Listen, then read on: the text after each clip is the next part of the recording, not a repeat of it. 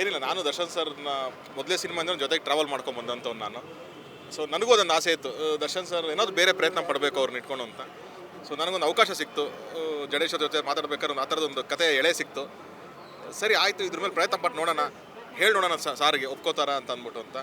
ಕೊನೆಗೆ ಅವ್ರು ಯಾವತ್ತು ಒಪ್ಕೊಂಡು, ನಾನು ಅದನ್ನೇ ಹೇಳ್ತಾ ಬಂದಿದ್ದೀನಿ, ಅವ್ರಿಗೆ ಕತೆ ಒಪ್ಕೊಂಡಿದ್ದಾಗ ನಿಜವಾದ ಗೆಲುವು. ಇವತ್ತಲ್ಲ, ನನಗೆ ಅವ್ರ ಕತೆ ಒಪ್ಕೊಂಡ್ರಲ್ಲ ಅವತ್ತು ಈ ಸಿನಿಮಾ ಗೆದ್ದಿದ್ದು. ಯಾಕಂದರೆ ಒಬ್ಬ ದೊಡ್ಡ ಸೂಪರ್ ಸ್ಟಾರು ಈ ಥರದೊಂದು ಕಮರ್ಷಿಯಲ್ಲು ಪ್ಲಸ್ ಕಾಂಟೆಂಟ್ ಇರೋವಂಥ ಸಿನಿಮಾನ ಬ್ಲೆಂಡ್ ಮಾಡೋದಂಥ ಒಂದು ಕತೆನ ಅವ್ರು ಆಯಿತು ಬಾ ನಾನು ಈ ಥರದೊಂದು ಮಾಡೋಣ, ನಮ್ಮ ಕನ್ನಡದಲ್ಲೂ ಈ ಥರದೊಂದು ಜಾನರ್ ಪಿಕ್ಚರ್ ಬರಬೇಕು, ಒಂದು ಸ್ಟಾರ್ ಆ ಥರದೊಂದು ಒಪ್ಪಿಗೆ ಕೊಟ್ಟಾಗ ನಿಮಗೆ ಅಲ್ಲಿಂದನೇ ಅದು ಸಿನಿಮಾ ಟೇಕ್ ಆಫ್ ಆಗುತ್ತೆ. ನಿಮಗೆ ಇವತ್ತು ಏನು ಜನ ಇಷ್ಟಪಡ್ತಿದ್ದಾರೆ, ಅವ್ರ ಅಭಿಮಾನಿಗಳು ಇಷ್ಟಪಡ್ತೀನಿ ಅಂದರೆ, ಯಾವಾಗ ಕಾಂಟೆಂಟ್ ಅಂದರೆ ಸಪ್ರೇಟ್ ಬರೀ ಸೀರಿಯಸ್ ಆಗಿ ಹೇಳಬೇಕು, ಕಾಂಟೆಂಟ್ ಅಂದರೆ ಬರೀ ಅದನ್ನು ಆರ್ಟಿಸ್ಟಿಕ್ ಆಗಿ ಹೇಳಬೇಕು ಅಂತ ಅನ್ನೋದು ಬಿಟ್ಟು ಅದನ್ನು ಕಮರ್ಷಿಯಲ್ ರೀತಿಯಲ್ಲಿ ಹೇಳ್ಬೋದು ಅನ್ನೋದೇ ಒಂದು ಪ್ರಯತ್ನ ಪಟ್ಟಿದ್ದು ನಾವಿದು.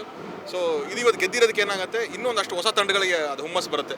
ಈ ಜಾನರ್ ಮಾಡೋಣ, ನಮ್ಮ ಮಣ್ಣಿನ ಕಥೆಗಳನ್ನ ಮಾಡೋಣ, ನಾವು ಅದನ್ನೇ ಅದರ್ ಲ್ಯಾಂಗ್ವೇಜಸಲ್ಲಿ ನೋಡ್ತಾ ಇರ್ತೀವಿ, ಅಲ್ಲಿ ಮಾಡ್ತೀರಾ ಇಲ್ಲಿ ಮಾಡ್ತೀರಾ ಅಂತ ಅಂದ್ಬಿಟ್ಟು. ಬಹುಶಃ ಅದನ್ನು ನಮ್ಮಲ್ಲೂ ಇನ್ನೂ ಜಾಸ್ತಿ ಆಗುತ್ತೆ, ನಮ್ಮ ಮಣ್ಣಿನ ಕಥೆಗಳು ಇನ್ನೂ ಹುಟ್ಕೊಳ್ತಾ ಹೋಗುತ್ತೆ ಅಂತ ನನಗನ್ಸುತ್ತೆ. ಅಲ್ಲ ಅದೇ ಹೇಳಿದ್ರಲ್ಲ, ಅವರೂ ಆ ಜಾನಲ್ಲಿ ಆಯಿತು. ಏನಾಗುತ್ತೆ ಬ್ರದರ್, ಒಬ್ಬ ಸ್ಟಾರ್ಗೆ ತುಂಬ ಜವಾಬ್ದಾರಿಗಳಿರುತ್ತೆ. ಬರೀ ಅವ್ರಿಗೆ ಇಷ್ಟ ಆಗೋದಂತಲ್ಲ, ಒಂದು ಪ್ರೊಡ್ಯೂಸರ್ನ ನೋಡಬೇಕು, ಅವ್ರ ಅಭಿಮಾನಿ ವರ್ಗನ ನೋಡಬೇಕು, ಸೊ ಜನರನ್ನ ಎಲ್ಲನೂ ಬ್ಲೆಂಡ್ ಮಾಡಬೇಕು. ಯಾರೋ ಒಬ್ಬರಿಗೆ ಅದನ್ನು ಕನ್ವೆ ಮಾಡೋಕ್ಕೆ ಹೋಗಿ ಮಿಗ್ದವ್ರು ಡಿಸಪಾಯಿಂಟ್ ಆಗೋದ್ರು ಅಂತಂದರೆ ಅದು ಅವ್ರ ಮೇಲೆ ಒಂದು ತುಂಬ ದೊಡ್ಡ ಜವಾಬ್ದಾರಿ ಇರುತ್ತೆ. ಸೊ ಆ ಥರ ಇದ್ದವ್ರು ಕೂಡ ಅವ್ರು ಯೋಚನೆ ಮಾಡಿದ್ರು, ಆಯಿತು ಇದೊಂದು ನಾವು ಪ್ರಯತ್ನ ಪಡೋಣ. ಅದಕ್ಕೆ ಸರಿಯಾಗಿ ರಾಕ್ಲೈನ್ ವೆಂಕಟೇಶ್ವರರು ಸಾಥ್ ಕೊಟ್ಟರು, ಆಯಿತು ಬಾ ದರ್ಶನ್ ಇರಲಿ, ನನ್ನ ಬ್ಯಾನರಲ್ಲಿ ಈ ಥರದ್ದು ಪ್ರಯತ್ನನೇ ಆಗಲಿ ಅಂತ. ಸೊ ಈ ಥರದೊಂದು ಮನಸ್ಥಿತಿ ಬಂದಾಗ ನಿಮ್ಗೆ ಆಟೋಮೆಟಿಕ್ಲಿ ಈ ಥರದ್ದು ಸಿನಿಮಾಗಳು ಏನಿಲ್ಲಮ್ಮ. ನಿಮಗೆ ಸತ್ಯಗಳು ಹೇಳಬೇಕಾದ್ರೆ ಅದಕ್ಕೇನು ಭಯ ಪಡೋಂಥದ್ದು ಅವಶ್ಯಕತೆ ಏನಿಲ್ಲ. ಆ್ಯಂಡ್ ಏನು ಅಂದರೆ ಏನು ಭಾಷೆ ಉಪಯೋಗಿಸ್ತೀವಿ, ಅದನ್ನು ಹೇಗೆ ಕನ್ವೆ ಮಾಡ್ತೀವಿ ಅನ್ನೋದನ್ನ ಆಗುತ್ತೆ. ನೀವು ಇವಾಗ ಯಾವುದೇ ವಿಷಯನ ತುಂಬ ನೆಗೆಟಿವ್ ಆಗಿ ಕೂಡ ಹೇಳ್ಬೋದು, ಅದನ್ನೇ ನೀಟಾಗಿ ಅದನ್ನು ಅರ್ಥ ಆಗೋ ರೀತಿಯಲ್ಲಿ ಕೂಡ ಹೇಳ್ಬೋದಾಗುತ್ತೆ. ಸೊ ಆ ನಿಟ್ಟಿನಲ್ಲಿ ನಾವು ತುಂಬ ಅದನ್ನು ನೀಟಾಗೆಲ್ಲ ತಿಳ್ಕೊಂಡು ಅದನ್ನು ಹೆಂಗೆ ಪೋರ್ಟ್ರೇ ಮಾಡಬೇಕು ಅದನ್ನು ನೋಡ್ಕೊಂಡು ಹೇಳಿ. ಈ ಒಂದೇ ಪಾತ್ರನ ಎರಡು ಶೇಡಲ್ಲಿ ಬ್ಲೆಂಡ್ ಮಾಡೋದು ನಿಮಗೆ ಚಾಲೆಂಜ್ ಆಗಿದೆ?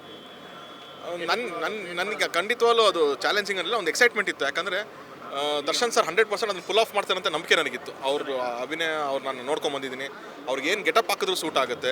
ಆಮೇಲೆ ಅದು ತಕ್ಕಂಗೆ ಅವ್ರು ಹೋಮ್ವರ್ಕ್ ಮಾಡ್ಕೊಂಡು ರೆಡಿ ಆಗಿಬಿಡ್ತಾರೆ, ನನಗೆ ಗೊತ್ತಿತ್ತಲ್ಲ.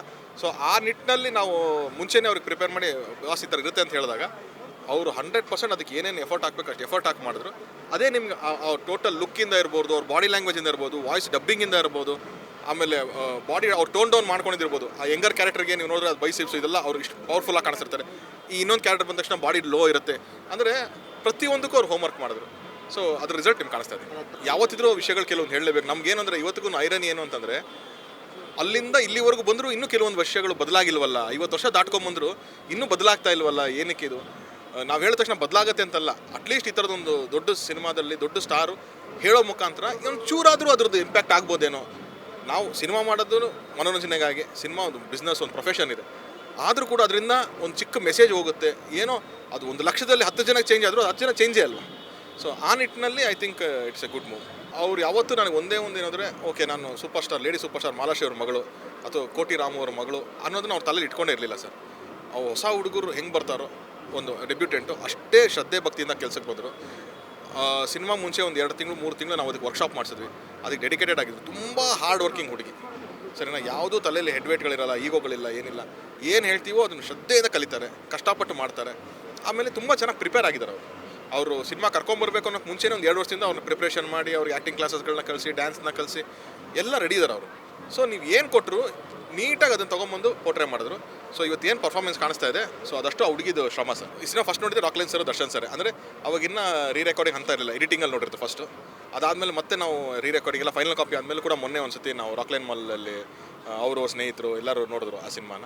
ಸೊ ನೋಡಿದರೆ ಮೊದಲಿಂದ ಎಲ್ಲ ಅವ್ರಿಗಷ್ಟೇ ಅಲ್ಲ, ಇಡೀ ತಂಡಕ್ಕೆ ಈ ಸಿನಿಮಾ ಮೇಲೆ ಕಾನ್ಫಿಡೆನ್ಸ್ ಇತ್ತು. ಈ ಸಿನಿಮಾ ಇಷ್ಟು ಚೆನ್ನಾಗಿ ಆಗುತ್ತೆ, ಇದೊಂದು ಒಳ್ಳೆ ಪ್ರಯತ್ನ ಆಗುತ್ತೆ ಅಂತ ಇಡೀ ತಂಡಕ್ಕೆ ಕಾನ್ಫಿಡೆನ್ಸ್ ಇತ್ತು. ತುಂಬ ಪಾಸಿಟಿವ್ ಆಗಿದೆ ಸರ್. ಅಂದರೆ ನಾನು ರಾಬರ್ಟ್ ಮಾಡಿದ್ದೀನಿ, ಈ ಥರ ಒಂದು ಎಕ್ಸ್ಪೀರಿಯನ್ಸ್ ಮಾಡಿದ್ದೀನಿ. ಅವಾಗೂ ಬೆಳಗ್ಗೆ ಅರ್ಲಿ ಮಾರ್ನಿಂಗ್ ಶೋಸ್ಗಳಿತ್ತು, 12 ಗಂಟೆ ಶೋ ಎಲ್ಲ ಇರಲಿಲ್ಲ, ಅರ್ಲಿ ಮಾರ್ನಿಂಗ್ ಶೋಸ್ಗಳಿತ್ತು. ಆ ಫಿಲಮ್ ನೋಡ್ಕೊಂಬಂದಾಗ ನನಗೆ ಸಖತ್ತಾಗಿದೆ ಪಿಕ್ಚರು, ಸೂಪರ್ ಆಗಿದೆ, ಹಂಗೆ ಅಂತೆಲ್ಲ ಹೇಳಿ ನಾನು ಕೇಳಿದ್ದೀನಿ. ಇಲ್ಲಿ ನಾನು ಶೋ ಮುಗಿಸ್ಕೊಂಡು ಆಚೆ ಬರ್ಬೇಕಾದ್ರೆ ಅವರು ಅಭಿಮಾನಿಗಳೆಲ್ಲ ಬಂದು, ಥ್ಯಾಂಕ್ ಯು ಅಣ್ಣ, ಈ ಥರ ಒಂದು ಪಿಕ್ಚರ್ ಮಾಡಿಕೊಟ್ಟಿದ್ದಕ್ಕೆ ನಮಗೆ ಖುಷಿಯಾಗಿದ್ದೀವಣ್ಣ ನಾವು, ಥ್ಯಾಂಕ್ ಯು. ಆ ಥ್ಯಾಂಕ್ ಯು ಅನ್ನೋ ಪದದಲ್ಲೇ ಎಷ್ಟು ಎಮೋಷನ್ ಇತ್ತು ಅಂತ ನನಗೆ ಗೊತ್ತಾಗ್ತಾ ಇದೆ ಅದು. ಸೊ ಆ ನಿಟ್ಟಿನಲ್ಲಿ ನನಗೆ ನಾನು ಅವ್ರುಗಳಿಗೆ ಥ್ಯಾಂಕ್ಸ್ ಹೇಳಬೇಕು. ಈ ದೊಡ್ಡ ಸಕ್ಸಸ್ ಕೊಟ್ಟಿದ್ದಕ್ಕೆ ಅವರಿಗೆ, ದರ್ಶನ್ ಸರ್ಗೆ ಥ್ಯಾಂಕ್ಸ್ ಹೇಳಬೇಕು.